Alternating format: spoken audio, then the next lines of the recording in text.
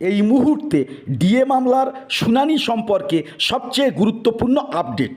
পশ্চিমবঙ্গে বহু চর্চিত বহু আলোচিত ডিএ মামলা লিস্টেড হয়েছে ডেলি কজ লিস্ট অনুযায়ী আজ 14ই মে 2025 তারিখে। শুনানি সংক্রান্ত গুরুত্বপূর্ণ সর্বশেষ আপডেট শেষ পর্যন্ত অবশ্যই দেখবেন। আর পরবর্তী আপডেটের জন্য চ্যানেলে নতুন হলে অবশ্যই আমাদের চ্যানেলটি সাবস্ক্রাইব করে রাখবেন। তো এই মামলার মূল petitioner state government of India আর রেসপন্ডেন্টের মধ্যে উল্লেখযোগ্য government employees of West Bengal. তো পূর্ব নির্ধারিত ডায়েরি নাম্বার অনুযায়ী এই মামলার শুনানি লিস্টেড হয়েছে 40 নম্বরে। তো শুনানি হবে দুপুর 2টো থেকে, জাস্ট দুপুর 2টো থেকে। তো কোড নাম্বার 15 থেকে এই মামলার শুনানি শুনবেন ডিএ মামলার পুরানো যে দুই বিচারপতি, অর্থাৎ honourable justice Sanjay Karol sir, এছাড়া জাস্টিস মনোজ মিশ্র। অবশ্যই এটাই আশার সংবাদ, পুরানো দুই বিচারপতি এখানে রয়েছেন। যেহেতু এই মামলায় নতুন কোনো বিচারপতি যুক্ত হননি, তাই শুনানি প্রথম থেকে শুরু হওয়া এই ধরনের উদ্ভূত জটিল পরিস্থিতি তৈরি হচ্ছে না। ঠিক এই জায়গায় থেকে দাঁড়িয়ে এটা লক্ষণীয় বিষয় যে এই ডিএ মামলা দুপুর 2টা থেকে কোড নাম্বার 15তে শুনানি স্টার্ট হলেও দুপুর 3টার পর থেকে কিন্তু আরেকটি নতুন মামলার জন্য কোড নাম্বার ও বেঞ্চ নাম্বার কিন্তু চেঞ্জ হচ্ছে।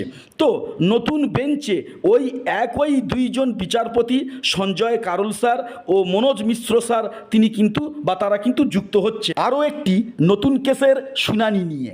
ফলে সঞ্জয় কারোল স্যার ও মনোজ মিশ্র স্যার এই মামলার শুনানি শুরু করবেন দুপুর 2টা থেকে এবং শেষ করবেন দুপুর 3টের আগে। কারণ 3টের আগে ডিএ মামলার শুনানি শেষ না করতে পারলে দুপুর 3টার পর তারা আরেকটি নতুন কেসের শুনানি শুরু করতে কখনোই কিন্তু পারবেন না। তাহলে মূল বিষয়টা যে দাঁড়ালো, ডিএ মামলার জন্য শুনানি ধার্য হলো দুপুর 2টা থেকে 3টা পর্যন্ত, মাত্র 1 ঘন্টার জন্য। তো লাঞ্চ ব্রেকের পর অনারেবল দুই জাস্টিস 2টোর পর কিছুটা যদি দেরি করেন সেক্ষেত্রে শুনানির সময় কমে যেতে পারে, বা তারা যদি পরবর্তী বেঞ্চে যাওয়ার জন্য 3টার আগে যদি কোড নাম্বার 15 ত্যাগ করেন সেক্ষেত্রে শুনানির সময় কিন্তু কমে যেতেই পারে। এটা বলার অপেক্ষা রাখে না। ফলে 40 থেকে 50 মিনিটের এই সীমিত সময়ের জন্য এই ডিএ মামলার পূর্ণাঙ্গ শুনানি হবে। তো এদিকে 25শে মে থেকে কিন্তু আপনারা প্রত্যেকেই জানেন সুপ্রিম কোর্টে গরমে ছুটি পড়ে যাচ্ছে।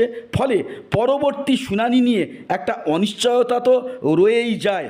তো তার পাশাপাশি এই যে আজকের 40 থেকে 45 মিনিটের মধ্যে যে অতি সংক্ষিপ্ত শুনানি হবে, এই শুনানির মধ্যে পূর্ণাঙ্গ ডিএ মামলার বিষয়টি কিন্তু পর্যালোচনার সময় থাকছে না।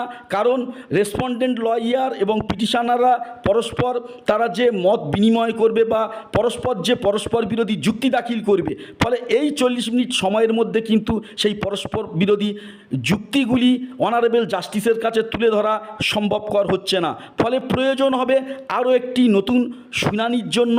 সেক্ষেত্রে গরমের ছুটি যদি পড়ে যায় বা গরমের ছুটির আগে আরেকটি শুনানি ডেট যদি কাছাকাছি ধার্য না করা যায় তাহলে কিন্তু এই শুনানির প্রক্রিয়া গরমের ছুটির পর আরও কিন্তু লেন্দি হতে পারে।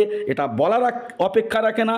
এখনই যে শুনানি প্রক্রিয়া শুরু হতে চলেছে, সেই শুনানির একেবারে পুঙ্খানুপুঙ্খ আপডেট পেতে চ্যানেলে নতুন হলে অবশ্যই এই মুহূর্তে আমাদের চ্যানেলটি সাবস্ক্রাইব করে রাখবেন।